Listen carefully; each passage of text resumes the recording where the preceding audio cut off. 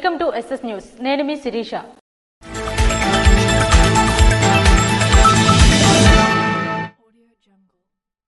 Palasa offshore reservoir project పనులను కింజరాపు అచ్చెన్నాయుడు మరియు MLA Gautam Sirisha శనివారం పరిశీలించారు.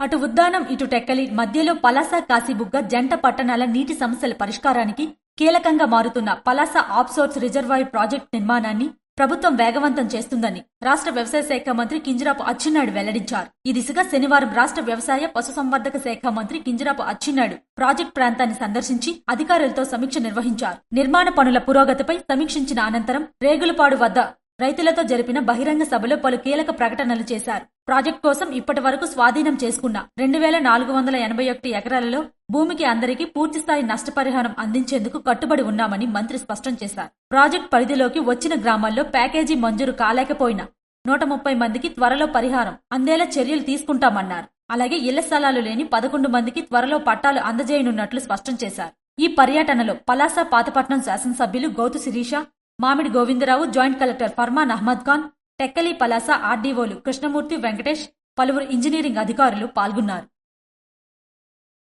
శ్రీ సూర్యనారాయణ స్వామి వారికి శనివారం విశేష అర్చన నిర్వహించామని ఆలయ ప్రధాన అర్చకులు ఇప్పిలి శంకర్ శర్మ తెలిపారు.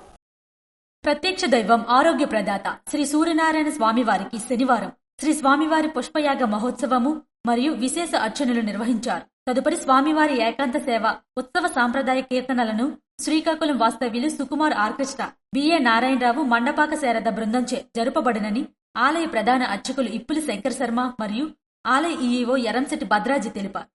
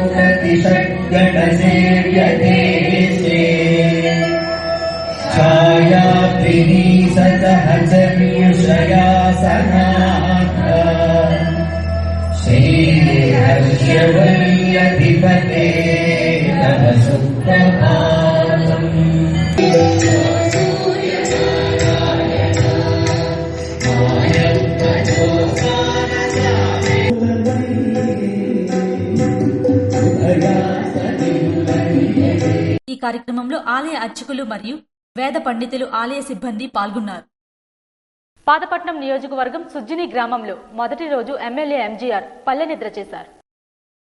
తెలుగుదేశం ప్రభుత్వం ప్రతిష్టాత్మకంగా తలపెట్టిన పల్లె వెలుగు స్వర్ణ గ్రామం పథకంలో భాగంగా అభివృద్ధిని ప్రోత్సహించే దిశగా పల్లె నిద్ర కార్యక్రమంను పాతపట్నం నియోజకవర్గం మెలియాపుటి మండలం సుజ్జిని గ్రామంలో మొదటి రోజు పల్లె నిద్ర కార్యక్రమంలో పాల్గొన్న పాతపట్నం నియోజకవర్గం శాసనసభ్యులు మామిడి గోవిందరావు ఈ సందర్భంగా పల్లె నిద్ర చేసిన అనంతరం ఉదయం గ్రామంలో తిరుగుతూ గ్రామ సమస్యలను తెలుసుకున్నారు. గ్రామాన్ని అన్ని విధాలుగా అందరి సహకారంతో అభివృద్ధి చేస్తానని ప్రజలకు హామీ ఇచ్చారు. ఈ కార్యక్రమంలో మండల నాయకులు, అధికారులు, గ్రామ ప్రజలు తదితరులు పాల్గొన్నారు. శ్రీ సూర్యనారాయణ స్వామి వారిని చాగంటి సన్యాసిరాజు దేవాలయంకు విచ్చేసి శ్రీ స్వామివారిని దర్శించుకున్నారు. ప్రత్యక్ష దైవం ఆరోగ్య ప్రదాత శ్రీ సూర్యనారాయణ స్వామి వారిని ఆదివారం విశాఖపట్నం జిల్లాకు చెందిన చాగంటి సన్యాసిరాజు దేవాలయంకు విచ్చేసి శ్రీ స్వామివారిని దర్శించుకున్నారు. అనంతరం శ్రీ స్వామివారి శాశ్వత అన్నదాన పథకం నిమిత్తం 1,00,000 రూపాయలను ఆలయ సీనియర్ సహాయకులు ఏ శోభనాచార్యులు వారికి మరియు ఆలయ ప్రధాన అర్చకులు ఇప్పులి శంకర్ శర్మకు అందజేశారు. తదుపరి వారికి ఆలయ అర్చకులు వేద మంత్రాలతో ఆశీర్వదించారు. వారికి శ్రీ స్వామివారి జ్ఞాపికను అందజేశారని ఆలయ కార్యనిర్వహణ అధికారి ఎర్రంశెట్టి భద్రాజీ తెలిపారు. శ్రీ హటకేశ్వర స్వామివారిని కేంద్ర మంత్రి కింజరాపు రామ్మోహన్ నాయుడు మరియు ఎమ్మెల్యే గుణశంకర్ కలిసి దర్శించుకున్నారు. శ్రీకాకుళం రూరల్ మండలం పరిధిలోని సింగిపురంలో వెలసి ఉన్న శ్రీ కొండమ్మ తల్లి హటకేశ్వర స్వామిని కేంద్ర పౌర విమానయాన శాఖ మంత్రి కింజరాపు రామ్మోహన్ నాయుడు మరియు ఎమ్మెల్యే గుణశంకర్ కలిసి శనివారం దర్శించుకున్నారు. ఈ సందర్భంగా ఆలయ ధర్మకర్త ఇరువురికి ఘనస్వాగతం పలికి ప్రత్యేక పూజలు నిర్వహించారు. గ్రామస్తులంతా ఐక్యంగా ఉండి స్వామివారి ఉత్సవాలను అంగరంగ వైభవంగా నిర్వహించడం పట్ల అభినందనలు తెలియజేశారు. భారీ స్థాయిలో ఉత్సవాలను నిర్వహించిన ఆలయ ధర్మకర్తకు, కమిటీ సభ్యులకు, అర్చకులకు ఈ సందర్భంగా ప్రత్యేకంగా అభినందించారు. అనంతరం యాత్ర సందర్భంగా బల ప్రదర్శన పోటీలను నిర్వహించారు. ఈ పోటీలో గెలుపొందిన వారికి మొదటి, ద్వితీయ, తృతీయ బహుమతులను కింజరాపు రామ్మోహన్ నాయుడు మరియు ఎమ్మెల్యే గుండుశంకర్ చేతుల మీదుగా అందజేశారు. రాగోలిలో integrated Sainik Bhavan foundation stone April 14న పడబోతుందని పూర్ణచంద్రరావు కటకం తెలియజేశారు. శ్రీకాకుళం జిల్లా రాగోలులో integrated Sainik Bhavan foundation stone April 14, 2025న పడబోతుందని జిల్లా మాజీ సైనికుల అధ్యక్షులు పూర్ణచంద్రరావు కటకం తెలియజేశారు. ఈ ఇంటిగ్రేటెడ్ సైనిక భవన్ ఏర్పాటు ముఖ్య ఉద్దేశం ఏమనగా సైనిక అవసరాలన్నీ ఒకేచోట లభ్యమయ్యే దిశగా ప్రభుత్వ ప్రయత్నమని, ప్రస్తుతానికి జిల్లా సైనిక వెల్ఫేర్ ఆఫీస్ మరియు సైనిక ఆరంఘర్లు నిర్మాణానికి శాంక్షన్ లభించిందని, ఇంకా ఈ కాంప్లెక్స్ లో ఈసీహెచ్ఎస్ పాలిక్లినిక్ మరియు క్యాంటీన్లు కూడా త్వరలోనే వస్తాయని వివరించారు. ఈ కార్యక్రమం శంకుస్థాపనకు central aviation cabinet minister Kinjarapu Rammohan Naidu చేయనున్నారని, అలానే ముఖ్య అతిథిగా state agriculture minister Kinjarapu Atchannaidu ఉంటారని, సభాధ్యక్షులుగా శ్రీకాకుళం ఎమ్మెల్యే గుండుశంకర్ ఉంటారని, ముఖ్య అతిథిగా స్టేట్ సైనిక డైరెక్టర్ విశ్రాంత బ్రిగేడియర్ వి వెంకటరెడ్డి విఎస్ఎం వస్తారని, అలానే జిల్లా కలెక్టర్ మరియు సైనిక బోర్డు ప్రెసిడెంట్ అయిన స్వప్నిల్ దినకర్ హాజరవుతారని, ఈ ఈవెంట్ అంతా జిల్లా సైనిక వెల్ఫేర్ ఆఫీసర్ ఎ శైలజ ఆధ్వర్యంలో జరుగుతుందని అధ్యక్షులు పూర్ణచంద్రరావు కటకం తెలియజేశారు. ఈ కార్యక్రమంలో జిల్లా నలుమూలల నుంచి మాజీ సైనికులు, వీర నారీమణులు పాల్గొని జయప్రదం చేయాలని కోరారు. పవన్ కళ్యాణ్ ఆదేశాల మేరకు బెంకిలి గ్రామంలో డొక్కా సీతమ్మ చలివేంద్రం కార్యక్రమంను నిర్వహించారు. శ్రీకాకుళం జిల్లా సోంపేట మండలంలో పవన్ కళ్యాణ్ ఆదేశాల మేరకు బెంకిలి గ్రామంలో డొక్కా సీతమ్మ చలివేంద్ర కార్యక్రమంలో జనసేన పార్టీ జిల్లా ప్రధాన కార్యదర్శి మరియు ఆంధ్రప్రదేశ్ రాష్ట్ర కళింగ కార్పొరేషన్ డైరెక్టర్ లోల రాజేష్ విచ్చేసి మజ్జిగ పంపిణీ చేశారు. ఈ కార్యక్రమంలో వారితో పాటు సోంపేట మండల జనసేన నాయకులు గుజ్జల శంకర్, పెద్దంటి రవీంద్ర, ఇచ్చాపురం మండల నాయకులు చీకటి కృష్ణయ్య మరియు కవటి మండల నాయకులు బైలపల్లి దాలయ్య, బెంకిలి గ్రామ ప్రజలు, జనసేన కార్యకర్తలు, నాయకులు తదితరులు పాల్గొన్నారు. శ్రీ సూర్యనారాయణ స్వామివారిని రిటైర్డ్ ఐఏఎస్ సుందర్ కుమార్ దేవాలయంకు విచ్చేసి శ్రీ స్వామివారిని దర్శించుకున్నారు. ప్రత్యక్ష దైవం, ఆరోగ్య ప్రదాత శ్రీ సూర్యనారాయణ స్వామివారిని ఆదివారం రిటైర్డ్ ఐఏఎస్ సుందర్ కుమార్ దేవాలయంకు విచ్చేసి శ్రీ స్వామివారిని దర్శించుకున్నారు. వారికి ఆలయ ప్రధాన అర్చకులు ఇప్పులి శంకర్ శర్మ మరియు ఆలయ కార్యనిర్వహణ అధికారి ఎర్రంశెట్టి భద్రాజీ ఘనంగా స్వాగతం పలికారు. తదుపరి ఆలయ అర్చకులు వేద మంత్రాలతో ఆశీర్వదించారు. వారికి ఆలయ కార్యనిర్వహణ అధికారి ఎర్రంశెట్టి భద్రాజీ శ్రీ స్వామివారి ప్రసాదాలను అందజేశారు. భవన నిర్మాణ కార్మికుల సంక్షేమ బోర్డును పునరుద్ధరించి పథకాలు ప్రభుత్వం వెంటనే అమలు చేయాలని వి నరసింహారావు పిలుపునిచ్చారు. భవన నిర్మాణ కార్మికుల సంక్షేమ బోర్డును పునరుద్ధరించి పథకాలను ప్రభుత్వం వెంటనే అమలు చేయాలని భవన నిర్మాణ కార్మిక సంఘం రాష్ట్ర ప్రధాన కార్యదర్శి ఆర్వి నరసింహారావు పిలుపునిచ్చారు. శనివారం ఏపీ భవన్ నిర్మాణ కార్మిక సంఘం జిల్లా కమిటీ సమావేశంను సిఐటియు జిల్లా కార్యాలయంలో నిర్వహించారు.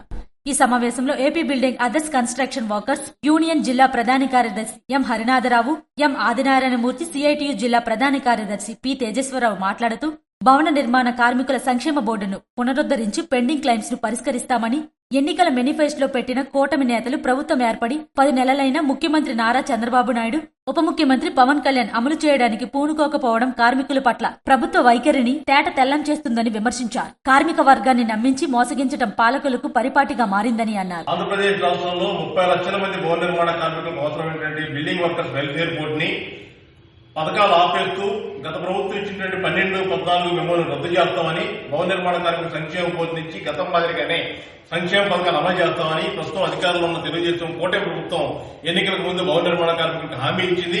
మేము అధికారంలోకి వస్తే, మేము గెలిస్తే బిల్డింగ్ వర్కర్స్ వెల్ఫేర్ బోర్డుని మళ్లీ గతం మాదిరిగా పనిచేస్తామని హామీ ఇవ్వడంతో ఆ హామీని నమ్మినటువంటి భవన నిర్మాణ కార్మికులు అత్యధికంగా తెలుగుదేశం కూటమి ప్రభుత్వం ఓట్లేశారు. ఆ ప్రభుత్వం అధికారంలోకి వచ్చింది.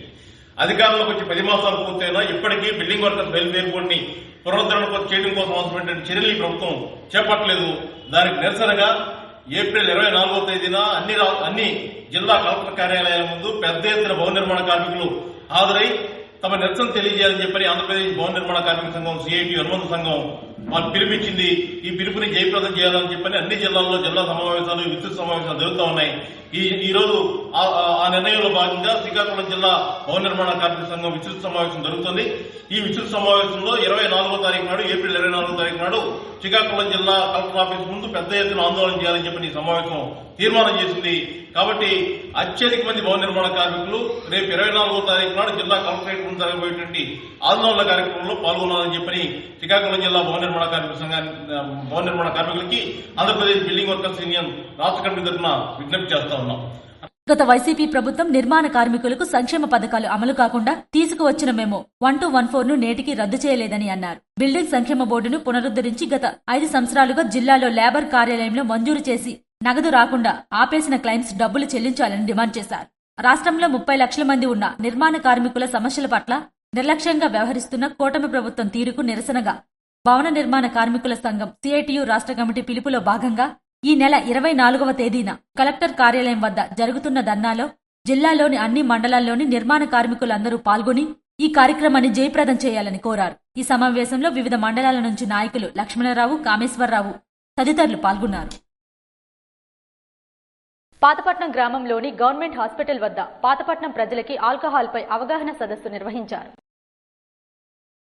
Pathapatnam prohibition and excise station పరిధిలోని నవోదయం 2.0 కార్యక్రమంలో భాగంగా పాతపట్నం గ్రామంలోని గవర్నమెంట్ హాస్పిటల్ వద్ద పాతపట్నం ప్రజలకి ఆల్కహాల్ సేవించడం వలన కలిగే అనర్థాలు మరియు దాని నివారోపాయాలు అలవాటు మాన్పించడానికి పనిచేస్తున్న డి అడిక్షన్ సెంటర్ల గురించి అవగాహన సదస్సు నిర్వహించామని Pathapatnam prohibition and excise inspector Kota Krishnarao తెలిపారు. ఈ కార్యక్రమాన్ని ఉద్దేశించి డాక్టర్ పిడి శేషుబాబు మాట్లాడుతూ ఆల్కహాల్ యొక్క అనర్థాల గురించి తెలియజేస్తూ ఈ అలవాటు మనిషిని శారీరకంగానే కాకుండా మానసికంగా కూడా చెడు చేస్తుందని, ఈ అలవాటు మాన్పించడానికి శ్రీకాకుళం జిల్లాలో 2 డి అడిక్షన్ సెంటర్లు ఉన్నాయని, ఒకటి శ్రీకాకుళం రిమ్స్ హాస్పిటల్లో మరొకటి టెక్కలి ప్రభుత్వ హాస్పిటల్లో ఉన్నాయని, ఈ మద్యంకి బానిసైన వ్యక్తులని ఈ డి అడిక్షన్ సెంటర్లో అడ్మిట్ చేస్తే ఉచితంగా చికిత్స చేస్తారని, అక్కడ ఒక సైక్రియాటిస్ట్ ఉంటారని, అతను ఈ మద్యంకి బానిసైన వ్యక్తులను తిరిగి మామూలు మనిషిగా మారుస్తారని తెలియజేశారు.